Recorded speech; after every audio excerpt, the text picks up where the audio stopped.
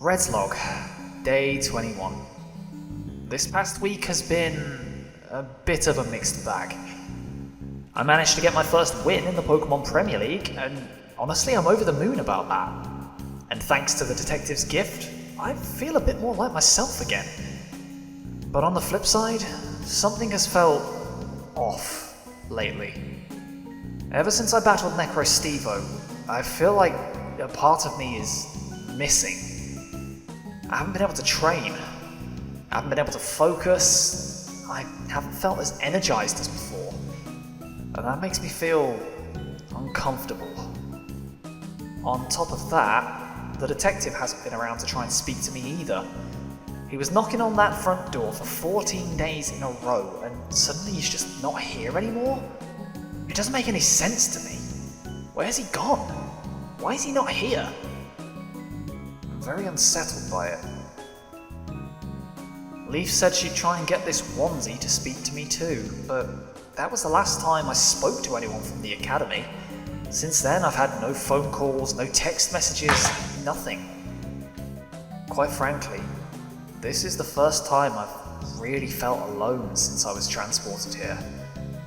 I've been stuck in this room for 2-3 weeks now, and I've always had at least someone or something to occupy me, but not this week, I guess. I hope everyone's doing okay. I really miss them. This week's game in the Pokemon Premier League will be against Iron Boffin. He has a very powerful Sun team with some very scary threats. Apparently he's a newcomer to the league, but he comes with great pedigree, so for once, this feels like it will be a fair fight. Two newcomers with a little bit of a reputation behind them, duking it out. I'm actually really looking forward to it. It'll be a great way to test my skills and see whether I've improved over the course of this tournament.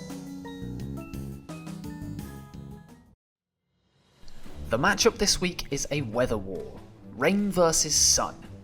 Those usually tend to go in favour of the rain matchup just because of type matchups and the Pokemon that take advantage of the weather being better than the sun ones. But this looks a little bit more nuanced and difficult than your typical weather war.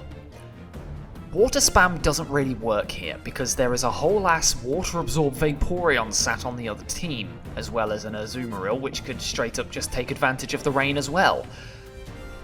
This complicates the matchup even further because Venusaur is one of the most difficult Pokemon to switch into in Sun, period. And as such, I do not have any ways of switching into it effectively on repeat.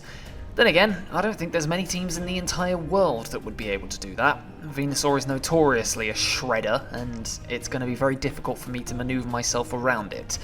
And as such, I've decided I have to play this game a little bit faster than I normally would. Now the good news on that front is that I do have a few Pokemon that are able to dismantle his backbone, essentially. I have a few Pokemon that match up very well against the slower defensive pieces and can basically scrap with them and just take them apart. The first of which is going to be Toucannon over here, who's coming with Adamant, Max Special Defense, 120 HP and 136 attack, with Bullet Seed, Facade, Rock Blast and Knockoff. This thing takes very little damage from the likes of Galvantula. It switches into Venusaur fairly well and threatens a lot on that team. Bullet Seed is going to be able to 2-hit KO Azumarill, which I should be able to outspeed. It should be able to 2-hit KO Vaporeon, and it should just do a lot of work against his slower defensive pieces. We can 2-hit KO the Torkoal, we can 2-hit KO both of the water types, we can take their hits, we can knock off the Goldengo, and it could just be a very good disrupting Pokemon this week. It'll put in a lot of work hopefully, and I'm really excited to bring it. It's been threatening to come in every matchup so far, and now I finally feel like it has the opportunity to show what it can actually do. So yeah, Skylar is going to put out a lot of work here, I'm hoping. Sticking with the flying types, we are going to go next with our rain setter, Misty the Pelipper. I had a few thoughts this week on what to do with Pelipper, the first of which was to go with an Assault Vest set because it switched into Venusaur very well. But the problem was I just kept getting sleep powdered, so I decided to go another route, and that's to go with an eject button Max Special Defense Pelipper this week. The idea of this is I can use it to set up the rain and immediately take a hit and just reposition myself basically. Imagine Venusaur's in, I switch in Pelipper, I take a Giga Drain, I immediately proc the eject button and get to switch out with the rain up into one of my big hitters. Which I'll tell you about a little bit later. But it was a very good way to reposition myself with the rain and allow myself to just kind of gain momentum in this match. This game's going to be all about getting a foothold and trying to reposition to a point where my opponent's team can't really shut me down, and this Pelipper was probably the best way I could think of to do it. We're going Roost, Hurricane, Rain Dance and U-Turn, very standard set, and its job literally is just going to be a body to get rain up. Switches into Torkoal, switches into Venusaur, switches into most forms of like Roaring Moon, at least takes one hit, and then sets the rain up and gets out of dodge. Hit and run, baby. Hit and run rain. Well, more of a get hit and run rain, but you know what I mean. Now, I did mention that I didn't have many ways of taking hits from the special attacking threats on Boffin's team. But one of the good ways I do have of doing that is by going with my good old, fancy, very reliable Iron Hands with an Assault Vest. That's the third week in a row we're bringing Assault Vest Iron Hands, because it's just the backbone of so many different team styles here. It takes so many different hits, it heals itself back up with Drain Punch, and it usually goes 1 for 1 or 2 for 1. It's just that powerful. We're going with 200 speed this week because I really need to be able to outspeed Azumarill. If I don't, I'm in a lot of trouble. And I didn't want to commit into going Jolly again, but I needed to make sure that I had enough speed to outspeed Vaporeon and Azumarill. Otherwise, we were just gonna not have a good time. But we're going Supercell Slam, Drain Punch, Fake Out, and Volt Switch. 200 speed, 252 special defense, and 56 attack with an Adamant Nature. This guy can reposition himself very well. We can take hits, we can dish damage back out, and hopefully if the game goes my way, this thing can break a couple of Pokemon and allow me to sweep with some of my later threats. So I'm putting a lot of pressure on Iron Hands to be the main defensive backbone versus a Sun team. It's a thankless job, but I think it can do it. It's one of the best in the game at doing it, and I think it can take hits here. I'm really relying on Iron Hands here, so hopefully B can do the thing. Now next up, I needed something that could also kind of act in a similar role as Iron Hands. Was a little bit of a physical wall, could also take hits and dish them out, and the only other thing I could think of on my team to do that job effectively was Jasmine the Bisharp. Sucker Punch, Iron Head, Poison Jab, Swords Dance, with 252 in attack, 248 in HP, and a little bit into special defense. This thing looked very good. It could take hits from the likes of Roaring Moon, and if I Terra Flying, then I can completely get rid of bad matchups in that sense. Avoid Earthquake, avoid Low Kick. I can scrap with the likes of Azumarill. I can hit Vaporeon very well with Sucker Punch and Poison Jab, and just hopefully I'll be able to do some damage with this thing. And if I manage to weaken and scrap with Iron Boffin's team enough, I can just win late game with Jasmine. She hits very hard with her 125 base attack stat, and I'm really excited to see what it can do here. Now, the next member of the team I'm going to be bringing is going to be Garchomp, and this is going to be a 3 attacks Rain Dance Garchomp, Adamant 252. No more of that defensive Garchomp, we're going full offensive this week. Earthquake, Poison Jab, and Dragon Claw hit everything on Boffin's team for at least neutral damage, and hit them all very hard. And we've got Rain Dance as the last move, just in case we need to set up the rain in a pinch. We've got Habanberry this week as well, just to take a hit from the Roaring Moon and revenge it in turn, just in case it goes out of control. I need to keep that berry around because it's going to be very good. I did consider going Yachi Berry, but then I also thought that Galvantula gets unaware, so there was no point in going Yachi Berry to take a Terra Blast Ice if it's just going to stop me from eating my berry anyway. The Habanberry here is very nice. I did think about going Scale Shot instead of Dragon Claw, but there are a couple of reasons why I didn't. The first one was that I didn't have loaded dice, so I didn't want to end up getting a +1 and then getting outsped by a Booster Energy Roaring Moon, by a speed booster. And the second one was if I was running Habanberry, there was a roll that could have killed me with a Scale Shot from Roaring Moon. I didn't want to get outsped and then die to the bad roll from Scale Shot. It was a slim chance, but I just didn't want to risk it. If it was booster speed with Scale Shot, it could have killed me at -1 through the Habanberry, and I didn't like that at all. So I wanted to make sure I was able to take the hit 100% of the time, 100 times out of 100, and revenge it in turn that way. I figured it was the best way to go about it. So that's the Garchomp we're running. We've got enough speed to outspeed anything that's creeping my Kingdra outside of Rain, or creeping his Cresselia basically. And yeah, I thought it was a clever set this week, so it should be able to break, it should be able to do a bit of damage to things, and hopefully we'll be able to clean up late game with our final Pokemon, or one of the others. And our final Pokemon this week is going to be as bog standard as they come, Choice Banded Basculegion with Swift Swim. Head Smash, Wave Crash, Flip Turn, Scale Shot. Jolly with 244 EVs in speed, that allows me to outspeed a +1 Roaring Moon, which is possibly the fastest thing he could possibly run off the rip.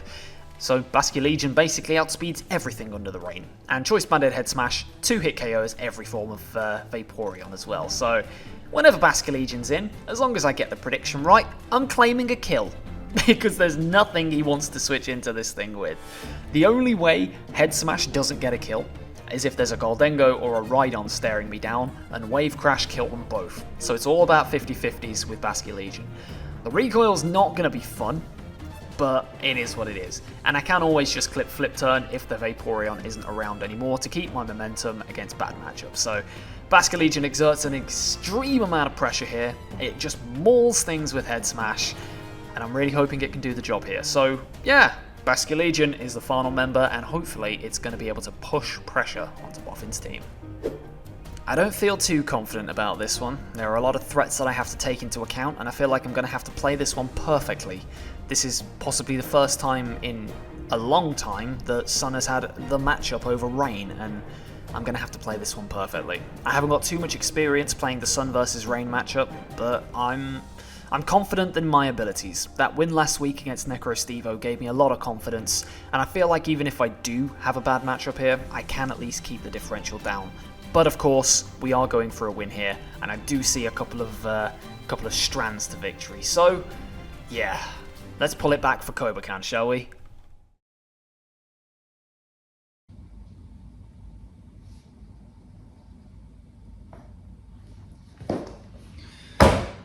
I'm worried.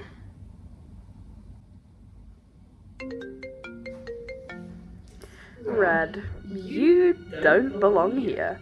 You aren't good enough to be here.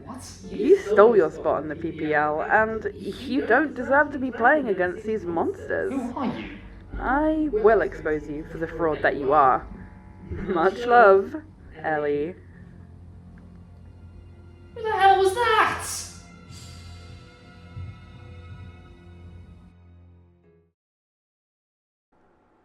Hello? Yes, detective. What can I do for you? Well, I suppose I do have some news for you. One of my students, Miss Sabrina, has powers. Specifically, the ability to read people's minds.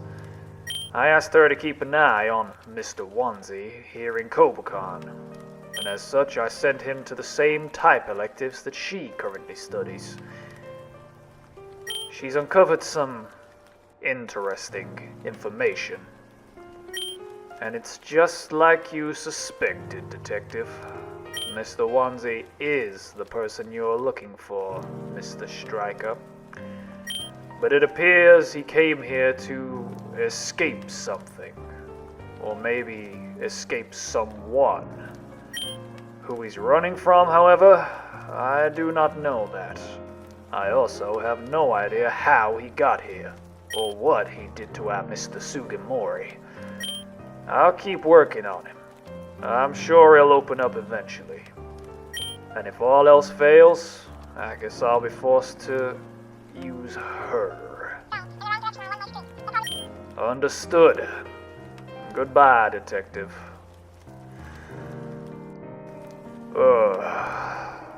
I really didn't want to have to use her.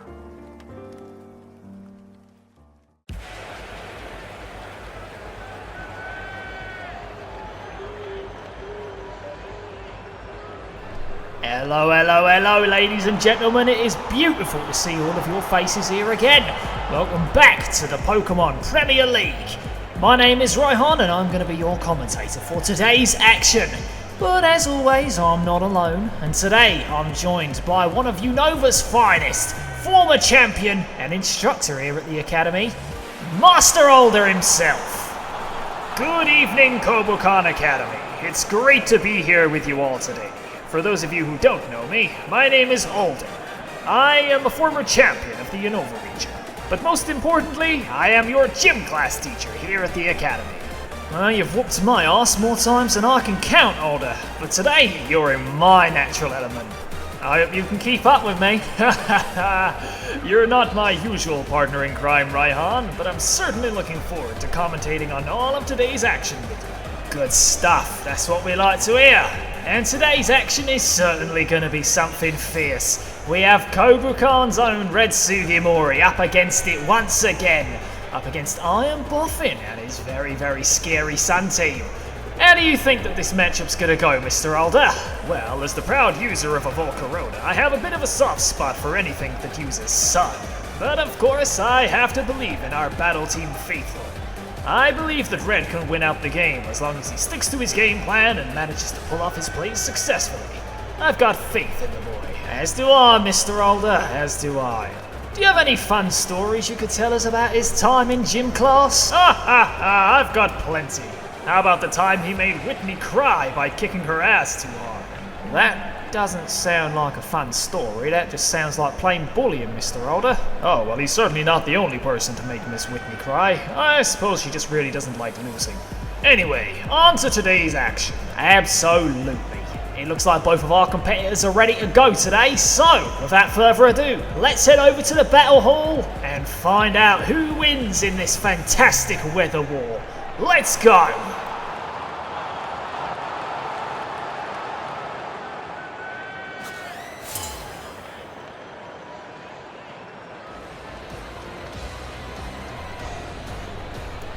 And Iron Boffin leads off with his Galvantula, while Red Sugimori leads off with Skylar the Toucanon. And Galvantula is going to reveal immediately that it's actually the Unnerve ability. Now that's a useful piece of information because now it means that Galvantula is not going to be running Thunder, because it doesn't really need to run Thunder here now, does it? I don't exactly agree with that statement. Thunder is very good here into the matchup. Especially considering that Mr. Boffin is facing off against a rain team, which means Thunder will never miss anyway. There's no point increasing your accuracy if you're up against an opponent who's going to increase it for you, after all. Well, the Galvantula is going to go straight for a Volt Switch and do fairly decent damage to this Toucanon before switching itself out. And the Pokemon that's going to come in to replace it is Ebrietas, the Cresselia, who's going to take this suspected Rock Blast fairly well, you would imagine. Absolutely. Cresselia is a very bulky Pokemon at the worst of times, so being able to switch into a Rock Blast here is going to be bread and butter for it. Yeah, absolutely. I do wonder whether Red was trying to bait out the Sticky Web or the Thunder, or maybe even the Terror on turn 1 to try and nab a quick KO. But Boffin calls it out and uses Volt Switch and takes very, very little from the exchange. A good little turn there from Mr. Iron Boffin, I do say so. And the Cresselia is going to go right for a powerful Ice Beam, which is not going to do very much at all, as Toucanon responds with a knockoff, which very nearly takes out the Cresselia. But the critical hit there does show that that damage was a bit inflated, and Toucanon does knock off the Cresselia's Citrus Berry, which is very, very useful information. No healing for this Cresselia is very important after all, considering how much of a bulky threat it is. If I was Mr. Sugimori, I would be very worried about the very little amount of damage that Cresselia took from a super effective critical hit knockoff. That tells me this Cresselia is very bulky, and he'll need to try and pressure it offensively as much as possible if he's going to take anything out of this match. Seems like Mr. Sugimori might have been listening to you, because he's going to go for a very hard switch out into Hilbert the Basker Legion, who, as we know, is one of the most offensive Pokemon on Red Sugimori's draft. And this Cresselia is just going to heal itself back up with Moonlight, get itself back up to above half HP, and keep itself healthy to take more hits later on down the line. This thing's going to be a bit of a problem, isn't it? Absolutely. That just seems to be the way with these bulky legendaries. Once they hit the field, they're very difficult to get off of it. Well, the Cresselia is certainly going to be leaving the field now, as Boff's going to switch it out and go right on out into Costa Vaporeon. And as you can see, Mr. Red Sugimori goes right for the head smash, predicting that switch in and doing over half damage to this physically bulky Vaporeon. And the Vaporeon is going to pop its leftovers here and get a little bit of health back. But what a prediction that was from Red Sugimori, going for the offensive play right off the bat. Well, logically speaking, Head Smash was his best move. It hits absolutely everything on Boff's team for neutral damage, and there's no reason to give your opponent the opportunity to switch in an immunity, right? So, basically until this Vaporeon goes down, Head Smash has to be the move of choice here for Red. Well, Basculegion's just going to use it again and go for another Head Smash, taking out this Vaporeon. The switch into the Basculegion has been completely neutralized on turn 4 here. A fantastic set of plays here. Basculegion might have sacrificed half of its health bar, but it's got rid of the only water immunity on the field. This is nothing but good news, right? And Boff is going to switch in Moon Presence, the Roaring Moon, to come in here. Now, it might not look like it, but Roaring Moon coming in here is actually some really good information for Red. It means that it's not going to be a booster energy Roaring Moon, which means we don't have to worry about any strange speed boosting shenanigans later on. But unfortunately, it does mean that it could be a choice-banded Roaring Moon. And Basculegion's going to switch out here, and we're going to see the counter being Jasmine the Bishop, who's going to switch in and hopefully take a hit from this thing. And the Roaring Moon goes right for knockoff, which isn't exactly the most useful thing here, because Bishop's now going to lose its Eviolite, severely cutting into its bulk. This match is moving at a very, very quick pace for an old-timer like me, so hopefully things can slow down a little bit. Bishop losing its Eviolite here completely ruins its defensive capabilities and puts it in danger of being knocked out by things like Azumarill. So hopefully it can be a bit more offensive here from now on. Well, Boff is not going to let this Roaring Moon take a potential low kick, and he's going to switch it on out and go out into Lawrence, which you're going to find out is the Torkoal. And it's going to set up the Sun for the first time in the game. 5 or 6 turns in and we're only just seeing the Sun. But we're also seeing a terrestrialization here on the Bishop, as it's going to change its type to Flying type for the rest of the game.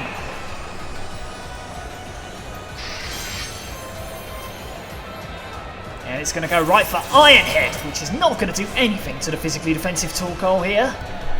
I do wonder whether Red has terrestrialized his Bishop a bit too early here, as he's going to withdraw it here and go out into Pelipper to try and get the advantage back in this weather war.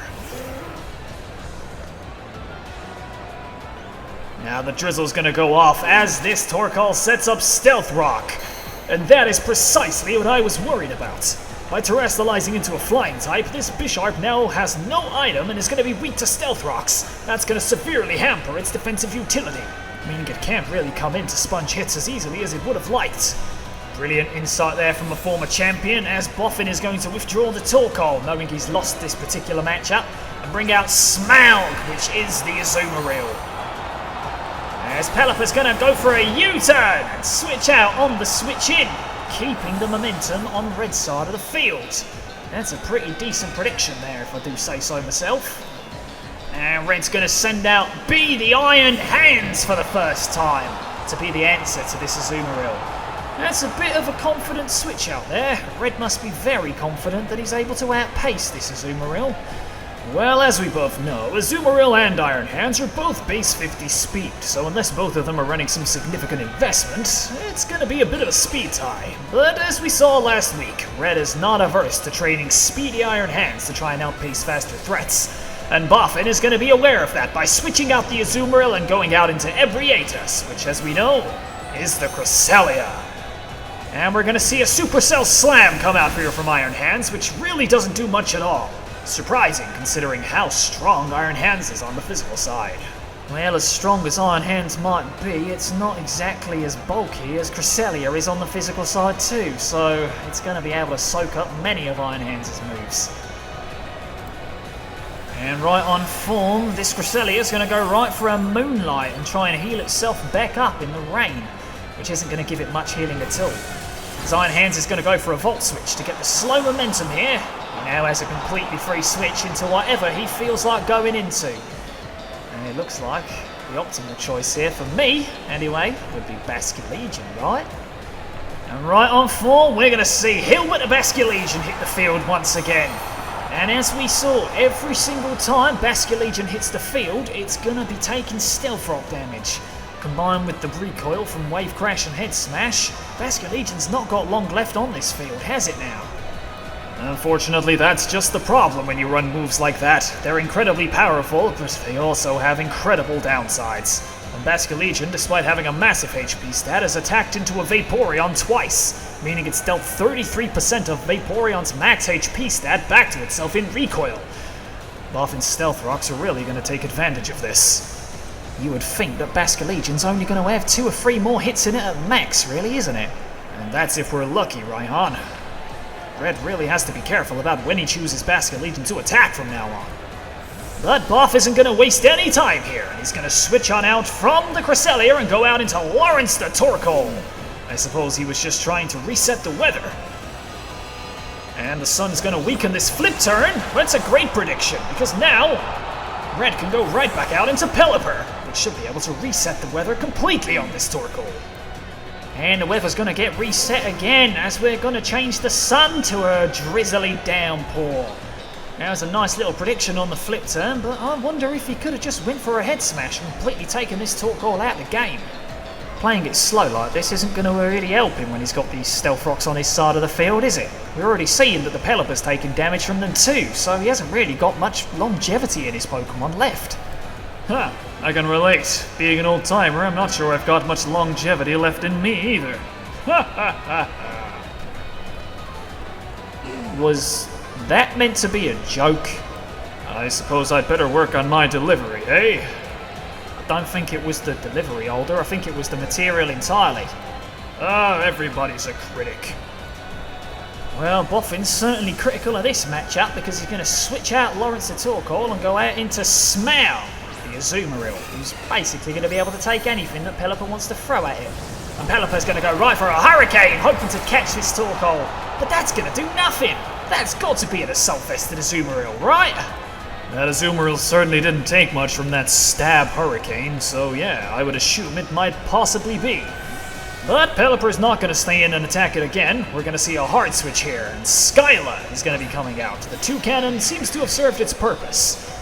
And it's going to go down here to an Azumarill's Play Rough. So that evens the scores back up at 5-5. Well, Red is going to waste no time at all sending out his answer, and he's going to go right out into Iron Hands, who, as we have seen already, threatened out this Azumarill last time. So he's going to click the Volt Switch. That is a call. And it's a call that hasn't paid off because Boffin's just stayed in and called it out. That is insane. And now, Red's going to try and find a switch in here to take this hit. And nothing on his team's going to want to take a Play Rough from this Azumarill anymore, are they? Oh, Red, have you not been listening in any of my lectures? If you keep over-predicting like this, your opponents are going to eventually call it out. Sometimes the best move is just to attack whatever's in front of you. Well, I'm sure he wishes he'd done that there and been able to take out this Azumarill before having to waste another Pokemon slot. And he's decided to sacrifice Hilbert the Basculegion to this Azumarill, sacrificing the last hit that he would have gotten off with this thing. And Azumarill stays in and goes for a Play Rough and manages to put Boff back into the lead. It's now 5-4 in favour of Boff. Oh, Red, what have you done there? That wasn't really a bad idea. Basculegion only really had one attack left in it anyway. It was pretty much just going to be a sacrifice. And we're going to see B the Iron Hands come right back out again here. I suppose he's going to learn from his mistake this time and just attack. Well, this time, Azumarill does not want to stay in and find out, because it's going to switch out and we're going to see the return of Lawrence the Torkoal, who's going to change the weather back to the sun. And we're going to find out this Torkoal is going to take this Supercell Slam incredibly well. In fact, it could take another one on top of that. Let's take a minute to unpack what just happened. Red tried to make a prediction, hoping that the Azumarill would switch out, but Boff made a fantastic read, which basically meant that Red had to pick a sacrifice to the Azumarill. And that completely turns the game back into Iron Boffin's favour here. That's not a great state of affairs now, is it? Not in the slightest. Red went from an opportunity to put himself 5-4 in the lead to being 5-4 down simply because he tried to be too clever.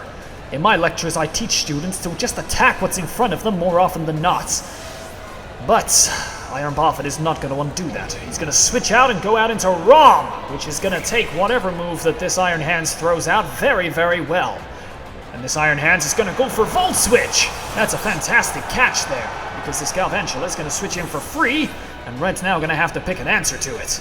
And Red's answer to this thing is probably the Iron Hands. So this really isn't a great state of affairs now, is it? Red's put a lot of pressure on Iron Hands this week. It needs to take hits, especially from Galvantula. It needs to outspeed and threaten Azumarill with an Oko. And that's not a great state of affairs. The poor thing's going to be isolated and targeted. And it looks like Red's answers to this Galvantula at this point is going to be Raihan the Garchomp, which is going to take some pointed stones damage. And what's this? Red's switching back out into Iron Hands. Oh, Red, you're being caught up in a momentum chain right now. Boffin is reading you like a book, and you're forced to have to make double switches just to try and keep momentum. Your Volt switches on Iron Hands have been poorly timed, and they put you in some really bad situations.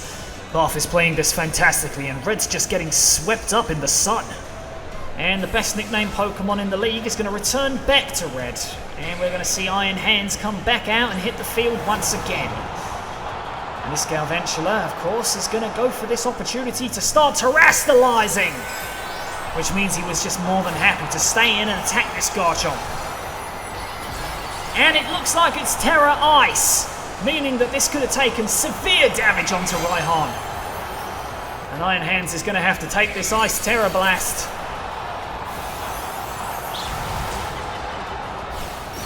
And it takes it very, very well. The Assault Vest does come in handy, and Red at least is making the right calls to course correct after making bad over predictions. This is certainly a better showing than when he kept throwing Pokemon at PokeAim MD, right? Well, it's certainly a better showing, but it's still not great. Red really needs to pull something out of the bag here in order to win. Well, Boff's Galvantula is certainly going to be taking this opportunity to Volt Switch and get a little bit more chip onto Iron Hands. It's going to return to him, and we're going to see that the Pokemon that comes out is going to be Ebriatus, the Cresselia, who's not going to take this very badly at all. But Red reads this one correctly and does go for the Volt Switch this time, not just attacking what's in front of him. It's a good opportunity for Red to claw a bit of momentum back, don't you think? Well, it's now or never for Red. He's got to do something to try and claw back some momentum, and it looks like the option he's gone for is to go out into Jasmine the Bisharp. But as we said earlier, this thing is now terastallized into a flying type. It's going to take massive damage from those Stealth Rocks, and is going to be weak to this Cresselia's Ice Beam.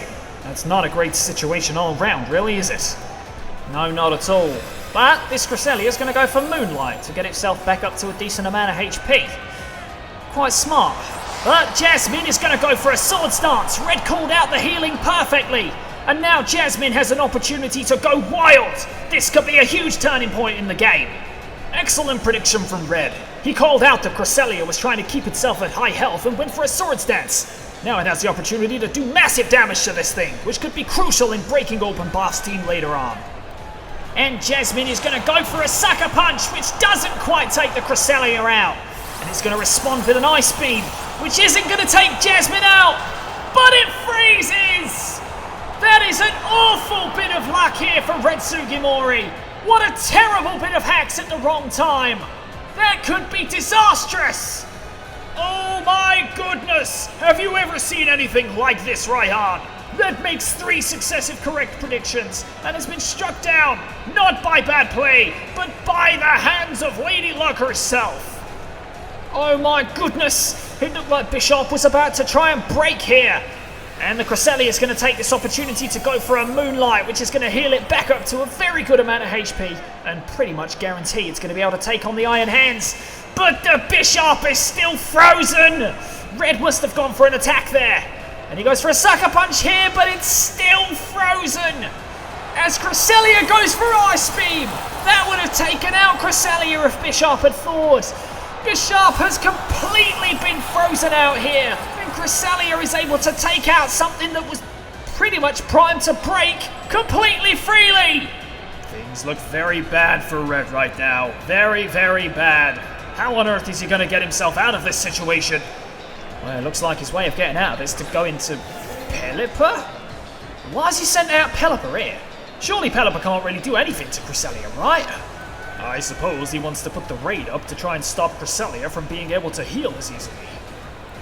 Well, Boffin's not going to be having any of that, as he's going to switch out the Cresselia and go back out into Smough, who's going to be taking whatever this Pelipper wants to do very, very well. And of course, we're just going to see the Roost come out here, because Red apparently seems to think that keeping this Pelipper around is important. I'm not too sure about that one myself, though, if I'm being totally honest with you.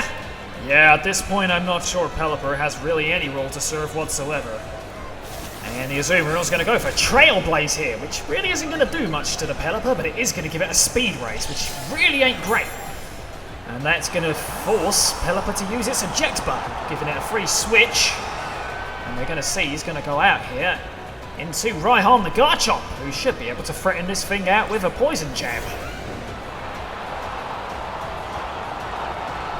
And that is exactly what the Garchomp's going to go for, and it's going to finish off this Azumarill, at least getting a little bit of the scoreline down, don't you think? That Azumarill's already done basically all it wanted to do. It's taken a few Pokemon out, very key targets, and weakened Red's team considerably. How Red deals with the Cresselia from here on out, though, remains to be seen. Well, Boffin is going to go right on out into the Galvantula here, which does outspeed the Garchomp and threatens it with super effective Terra Blast Ice. Not the greatest of matchups here, do you think so? Not even slightly. Red's now caught in a momentum loop, because this Galvantula is now free to do whatever it wants. It could click Volt Switch pretty freely, it could go for Terra Blast Ice, and Red's forced to do what he did here and go out into Iron Hands. But the Galvantula, of course, is just going to go for the Terra Blast Ice, which, funnily enough, is not going to 2-hit KO it from where it's at. Iron Hands can be ridiculously bulky at times. You can certainly say that again. Iron Hands can be ridiculously bulky at times. No, I didn't mean literally. Never mind. This Galvantula's going to go for a Volt Switch on the Iron Hands here anyway, so it's going to be getting right out of dodge. And this Iron Hands is looking dangerously low. And Boff's response is going to be the Cresselia again, as Iron Hands is going to be clicking Drain Punch this time, which is going to do absolutely nothing. And is going to get a very small amount of HP back, potentially putting it out of range of a Terra Blast Ice again, but at this point I really don't see how Iron Hands wins this exchange, do you? At this point, I feel like Red is only playing for differential. He might be able to steal a few KOs if he can somehow weaken this Iron Hands, but as you can see, Boff isn't going to let that happen, and he's going to go for a Moonlight, trying to keep its HP really high. Iron Hand's going to go for a Supercell Slam, but that's only doing about 25-30%. That's an insane output, considering it's so bulky. And the Cresselia is going right for Calm Mind now. I think it's trying to go for game, don't you? Absolutely. Looks like it's trying to pull the trigger, but Red's going to also pull the trigger on another Supercell Slam, which is going to do big damage, but not quite big enough. And we're going to see another Moonlight come out here, and Cresselia is going to get itself right back up again. But Red, of course, is going to go for yet another Supercell Slam here. Pressure in this Cresselia and not giving it a free turn to attack. And the Cresselia is going to reveal its other attacking move here and go for a Shadow Ball. But even at +1, that does absolutely nothing to Iron Hands, who goes straight for another Supercell Slam, potentially putting it in range of another one. But Buff is not going to let this Cresselia go down without a fight. He's going to go for another Moonlight, trying to keep it healthy for the future. As Red goes for another Supercell Slam and does very little damage once again. And we're going to see another Shadow Ball come out here. Is that going to be enough to take it out? It's not! Iron Hands is taking these like they're nothing. He goes for another Supercell Slam, which does put Cresselia back in range of another Supercell Slam and potentially being finished off by one of Red's other threats. But it looks like Iron Hands has run its race. Very low HP, being outsped by this Cresselia. Things ain't looking too good for Red here, are they? Not at all, Mr. Raihan. This is quite a lesson in how hacks can turn the tide of a battle pretty significantly. After Red lost his main way of beating this Cresselia, it became very difficult for him to break it, and now he's forced to just hammer his head against the wall repeatedly. Oh? But Cresselia is going to go for a Calm Mind here? That can't have been the smartest of decisions. Cresselia looks like it's going to go down to another Supercell Slam. Why would it try and set up here? And Iron Hands takes it out. That's a strange play. I'm not really sure about why he did that. Are you? I really couldn't tell you there, Raihan. Maybe he was worried about wanting to set up later on with another threat? I'm not too sure. What I can say, though, is that at least Red did manage to take out that Cresselia. That thing was a massive pain. And Iron Boffin is going to send out Roaring Moon to finish off this Iron Hands here, which potentially should have enough damage to finish off everything that's left. And the Roaring Moon goes right for a Dragon Claw. locking itself into the dragon move, and Iron Hands finally goes down. Iron Hands put out a fantastic performance this week, but unfortunately it was just too pressured to be able to take the hits. And Red is going to go right on into you, Mr. Raihan. Hopefully being able to take a Dragon Claw. I don't know if I'll be able to take a Dragon Claw, if I'm honest. I mean, I might be quite bulky, but I'm not that bulky. And we're going to see the Dragon Claw, but Raihan, the Garchomp, eats its Habanberry, lives the hit! And the Rough Skin does a little bit of damage, but Garchomp is now going to be able to respond with a Dragon Claw of its own! And the Roaring Moon goes down! It's a critical hit, but it really didn't matter. That would have killed about 3 Roaring Moons at that rate. And at least Red gets to show off a little bit of tech of his own before going down here. He may have managed to take the Roaring Moon by surprise. At least he's got a bit of a moral victory there. But this Galvantula here should have enough just to finish off everything that's left. Raihan should go down here to a Terra Blast Ice. And that's exactly what happens. Terra Blast Ice comes out. And Garchomp is not going to appreciate that. You've deserved a good rest there, Garchomp. A couple of kills. Raihan, you did well. Still feels weird hearing you praise me like that, Alder. It feels weird praising you like that, Raihan. But we're gonna see Misty the Pelipper come out. And if you know your type matchups, this is not a good matchup for you. Is it now, Mr. Pelipper? Not even slightly. But at least there's some kind of moral victory. The rain is the weather that's on the field as this Galvantula goes for a Thunderbolt and finishes off Mr. Red Sugimori. That's going to result in a 2-0 victory for Iron Boffin, who manages to claim his first win of the season up against Kobacon's finest. Well, Alder, what did you think about that one? It seemed like it was going really well for Red until that random freeze happened, wouldn't you say? I believe so. Red did his best to try and claw back some momentum from that point, but unfortunately, losing to that Cresselia was not a good sign. Red really struggled to break it once Jasmine the Bisharp went down, and from that point, it was just fighting a losing battle. But even so, he managed to claw back some differential and keep the scoreline relatively low. He can certainly take some pride from that. Very, very well spoken, Alder, and spoken like a true champion yourself. We can be very proud of our champion Red Sugimori here today, and I'm sure he'll come back with a refreshed attitude and give us just as much fight as he did in this game. The scoreline ends, Red Sugimori 0, Iron Boffin 2. I've been Raihan, this has been Alder, and thank you all for watching, and we'll be back with you next week for Red Sugimori's next game. Good night, everybody. That'll be all for today. Enjoy the rest of your day.